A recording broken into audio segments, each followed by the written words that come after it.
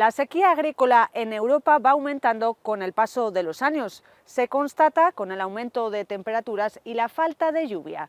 Hoy conocemos los detalles de un estudio realizado por investigadores de la Universidad de Salamanca. Se lo contamos todo en el programa de hoy. Comienza Campo Salmantino.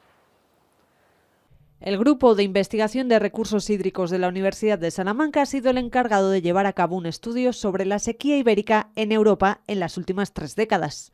Los investigadores han analizado la humedad del suelo, concluyendo que cada vez hay menos humedad y la sequía agrícola ha aumentado, siendo más frecuente y más duradera. Este estudio, liderado por el catedrático de Geografía Física, José Martínez, revela también que el agricultor es el que sufre las consecuencias directas de esta sequía agrícola, que afecta no solo a la agricultura de secano, sino también a la de regadío y a la ganadería. De todo ello hablaremos en el programa de hoy, no se lo pueden perder. Estamos con José Martínez, investigador principal del Grupo de Investigación de Recursos Hídricos de la Universidad de Salamanca. Buenos días. Muy buenos días. Han realizado un estudio, un equipo de investigadores, sobre cómo la sequía agrícola va aumentando a lo largo de las últimas décadas, ¿no? ¿Cuáles son los principales titulares de ese estudio? Efectivamente, hemos hecho un estudio acerca de la evolución de la humedad del suelo en Europa en las últimas 3 décadas, en los últimos 30 años. Y hemos visto claramente que hay una tendencia negativa. Significa que cada vez hay menos humedad en el suelo a medida que pasa el tiempo. Y eso significa que la sequía agrícola va aumentando, porque es la humedad del suelo es la variable que define la sequía agrícola. Y hemos visto que además de que está aumentando con el paso del tiempo, se está intensificando, aumenta su frecuencia y además dura más. ¿Hay diferencias entre países al haber sido un estudio en toda Europa? Es una tendencia generalizada. En el caso de los países del sur de Europa, digamos que es algo que es más previsible, que era más previsible, pero hemos detectado que en países considerados como húmedos es un fenómeno que está también latente y se trata de países donde es un problema que hasta hace poco resultaba completamente ajeno. ¿Cuándo comenzó este estudio y cuántos investigadores forman parte? Bueno, este estudio se enmarca dentro de los trabajos realizados por el Grupo de Investigación desde hace ya muchos años. Nos dedicamos, una de nuestras líneas de investigación principal es la humedad del suelo, la monitorización de la humedad del suelo, y es una consecuencia de esa evolución de los trabajos de investigación llevados a cabo durante todos estos años. En nuestro caso nos hemos centrado exclusivamente en la humedad del suelo, que es una variable que, a pesar de tener tanta importancia, porque es la que define el agua de la que viven las plantas, se le ha prestado muy poca atención hasta ahora. ¿Por qué? Pues porque era difícil, era complicado, costoso. Ahora tenemos herramientas a nuestra disposición para llevar a cabo un seguimiento de esta variable de manera eficiente y nos aporta una información adicional que hasta hace poco no teníamos, porque es la variable clave desde el punto de vista de la sequía agrícola. Nos dedicamos a estudiar la cantidad de agua que hay en el suelo, que es un nicho decisivo desde el punto de vista de la gestión agrícola y del manejo agrícola. Por lo tanto, lo que nosotros analizamos es la cantidad que hay en cada momento y su disponibilidad para las plantas, que es lo fundamental. A la hora de definir si hay sequía agrícola o no, si va a haber un problema, una afección desde el punto de vista de los cultivos, lo que nos interesa es si el agua que hay en el suelo está en disposición de ser absorbida por las plantas, que eso es lo verdaderamente esencial desde el punto de vista de la gestión agrícola. Hablando de la disponibilidad de recursos hídricos, ¿no?, que también se ha valorado en el estudio. Pues se trata de una de las repercusiones más interesantes de este tipo de trabajos, porque pone en evidencia la enorme incertidumbre que tenemos de cara al futuro. El trabajo lo que ha evidenciado es que cada vez hay menos agua en el suelo. ¿Qué significa esto? Porque van a haber más condiciones cada vez más estresantes para los cultivos, tanto en el secano como en el regadío. En el secano porque depende exclusivamente de la lluvia, la agricultura, por lo tanto las condiciones van a ser complicadas. Pero también en el regadío, porque esa evolución lo que está evidenciando es que cada vez aumentan las necesidades hídricas de los cultivos y eso significa que hay necesidad de regar más, regar incluso allí donde no se riega. Hay países en Europa donde no se ha regado nunca o se ha regado de manera excepcional y ahora las condiciones están cambiando y van a necesitar implementar regadío, aumentarlo o comenzar de nuevo un nuevo tipo de agricultura que hasta hace poco no existía. ¿Qué significa eso? Pues que va a haber más tensión en relación con los recursos hídricos, porque va a ser necesario detraer más recursos del sistema natural. ¿Y esto supondrá también para el agricultor un cambio de paradigma? ¿Se tendrá que adaptar, digamos, más a los nuevos tiempos? Considero que no hay que hablar en futuro, sino en presente en relación a eso, porque el problema lo tenemos ya encima, la situación está encima y hay que cambiar la mentalidad absolutamente, de todo el mundo. por supuesto, de los agricultores, pero también de los técnicos, de los asesores, de los gestores, desde el punto de vista de la situación que tenemos y que vemos en los últimos años. ¿Por qué? Porque las necesidades hídricas van a aumentar y hace falta gestionar mejor, de manera más adecuada, utilizar las últimas tecnologías que tenemos a nuestra disposición, que están ahí para eso. Y además hay que hacer un cambio de mentalidad también. Olvidarnos de que el agua es un recurso infinito y que tenemos que gestionarla gota a gota de la mejor manera posible. ¿Y qué pasaría con esos agricultores que tienen cultivos de secano? No hay más remedio que adaptarse, porque esto es consecuencia del calentamiento global y del cambio climático. Las dos vías para afrontar estos problemas desde el punto de vista de la adaptación son, por un lado, la gestión del agua y, por otro lado, el uso de la biotecnología agrícola. En relación con la gestión del agua, a aprovechar mejor las infraestructuras, crear mejores infraestructuras, aprovechar los recursos que tenemos desde el punto de vista tecnológico para gestionar el agua y hacer un uso más eficiente, en ámbitos también muy relevantes como son la monitorización de los cultivos, la monitorización de los suelos y del agua en el suelo. Eso nos va a permitir hacer una gestión más adecuada. Y desde el punto de vista de la agrobiotecnología o de la biotecnología agrícola, aprovechar los conocimientos y los resultados de las investigaciones que llevan a cabo los grupos de investigación que trabajan en este ámbito. ¿Con el objeto de qué? De aprovechar esos avances para tener cultivos mejor adaptados, que frente al reto que supone el cambio climático y el aumento del estrés, esos cultivos estén en condiciones óptimas e incluso no solo sufran menos, sino que además incluso produzcan más. Y ese es el objetivo y hacia donde se tiene que ir.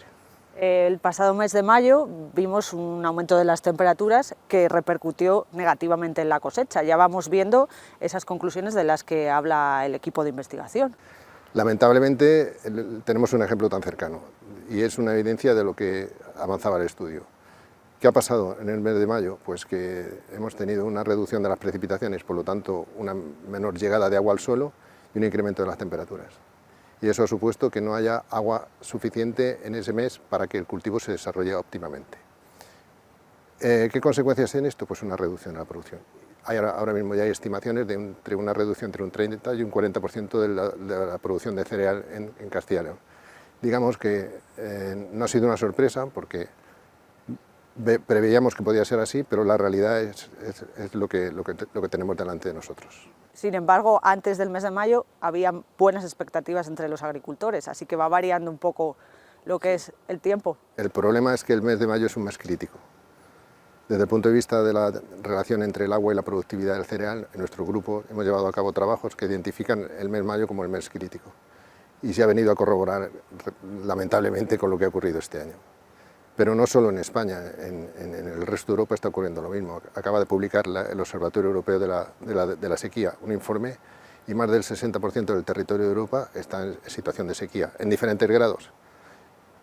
En países donde esto es un fenómeno absolutamente exótico, están padeciendo situaciones bastante severas, como es en Italia, como es en Francia, como es en Portugal, como es en Inglaterra. Por lo tanto, se trata de un fenómeno generalizado. José, hablamos de agricultura, pero también está repercutiendo en la ganadería, ¿no? Sin duda, porque la ganadería depende de los pastos para poder alimentar al ganado. Y el agua del suelo es la responsable de que el que haya más agua o menos agua en el suelo también es la responsable de que haya mejores condiciones en el pasto, y eso acaba repercutiendo en la producción ganadera, sin lugar a dudas. También en la alimentación. A ver, todo está vinculado, porque esa incertidumbre que yo mencionaba anteriormente hay que ponerla en el contexto actual que tenemos desde el punto de vista socioeconómico. Esa incertidumbre en la evolución de la humedad del suelo, sin lugar a dudas, plantea una incertidumbre añadida a la producción agrícola y en la seguridad alimentaria. Y lo estamos viendo con lo que está ocurriendo con el conflicto que hay en Ucrania, el denominado granero de Europa. Estamos viendo la debilidad que tiene el sistema de abastecimiento y de transporte y de suministro de alimentos y de productos de la agricultura en muchos países. Esta situación que estamos viendo de inestabilidad hay que unirla a la situación del cambio global, el cambio climático, y el panorama pues no nos hace ser muy optimistas en este aspecto. Y también con el aumento de los incendios, ¿no? Es otro tema que está relacionado absolutamente en relación con el cambio climático. Está vinculado directamente porque se trata de un fenómeno que es multifactorial, en el que influyen muchísimas cosas, pero sin duda alguna la evolución climática y la evolución del agua en el suelo, etcétera, etcétera, crea condiciones que favorecen este fenómeno de manera directa. ¿Y por qué no se le hace tanto caso a los expertos? Pues es una pregunta complicada. Yo creo que cada vez se tiene más en cuenta la voz de la investigación, pero bueno, es un problema que habrá que ir solucionando con el tiempo a medida que hagamos entre todos un esfuerzo para aumentar la cultura científica de nuestros ciudadanos y de nuestra sociedad. El Gobierno ya dice que va a apostar por un plan, ¿no?, para evitar este tipo de situaciones. Hay que trabajar a todas las escalas, desde el punto de vista institucional, desde el punto de vista político, pero también desde el punto de vista ciudadano. Todos tenemos responsabilidad en este ámbito. Y ya para concluir, ¿es un trabajo cerrado o van a continuar los investigadores con nuevos pasos en el estudio? La investigación nunca termina y un trabajo lleva a otro y sigue una línea continua. Estamos trabajando ya en el siguiente trabajo. Eso es lo habitual en cualquier grupo de investigación. ¿Y ahora el siguiente trabajo está también relacionado? Pues estamos trabajando en ver cuáles son los patrones atmosféricos que determinan que ocurra esa dinámica de la humedad del suelo en Europa. Muy bien, José, pues con las conclusiones de este estudio nos quedamos hoy. Nosotros damos paso a publicidad. Volvemos enseguida.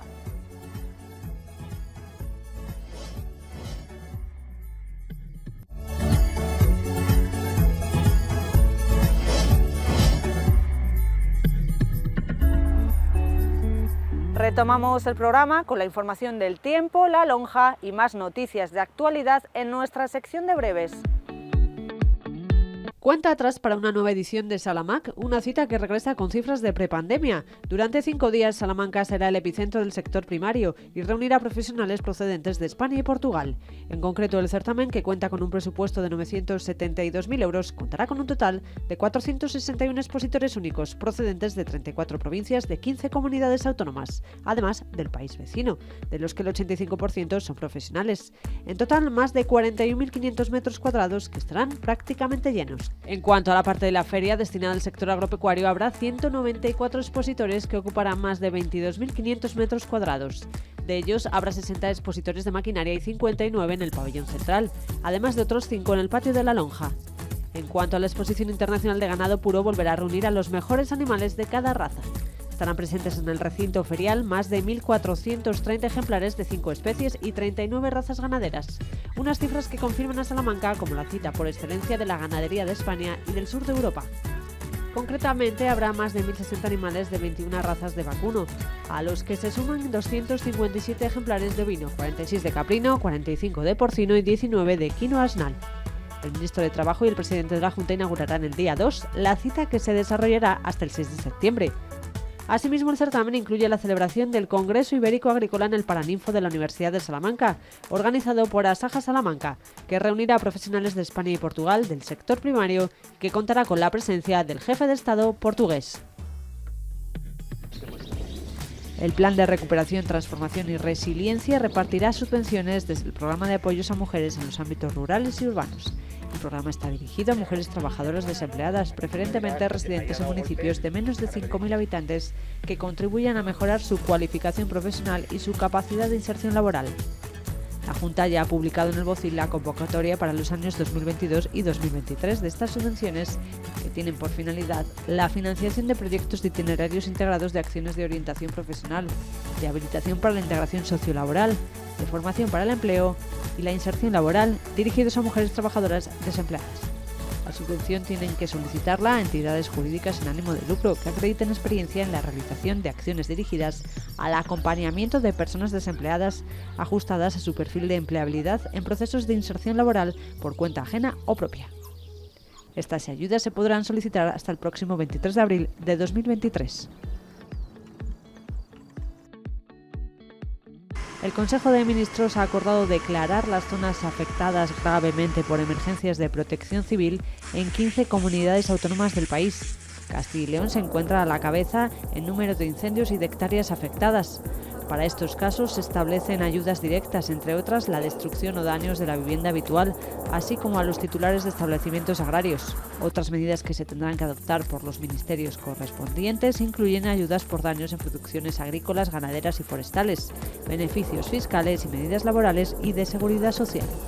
Desde el Gobierno señalan que estos incendios presentan unas características diferentes a las conocidas hasta ahora, debido a los efectos del cambio climático y las altas temperaturas registradas este verano. En este sentido, el año pasado se quemaron algo más de 50.000 hectáreas y este año ya se han quemado más de 200.000. Los incendios han provocado grandes desperfectos en infraestructuras y en bienes públicos y privados, así como en cultivos y explotaciones agropecuarias, polígonos industriales y otras instalaciones productivas aún sin cuantificar.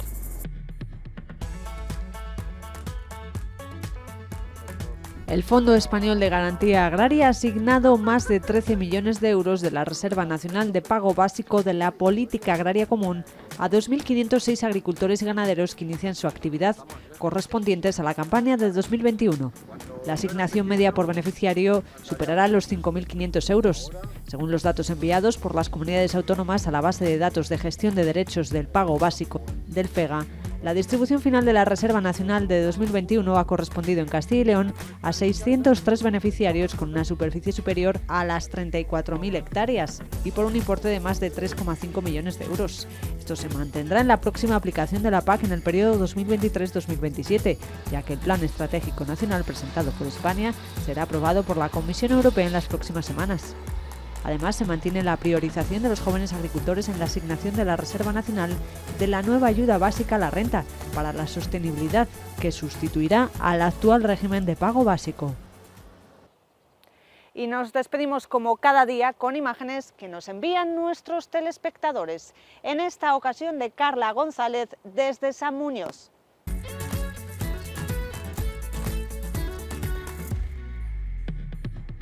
Y recuerden que si quieren que sus mejores instantáneas del campo se emitan en nuestro programa de Campo Salmantino, tan solo tienen que enviar sus fotografías a la siguiente dirección de correo: camposalmantino@asajasalamanca.com. Solo nos queda despedirnos recordándoles que si quieren apoyar al sector, consuman productos locales.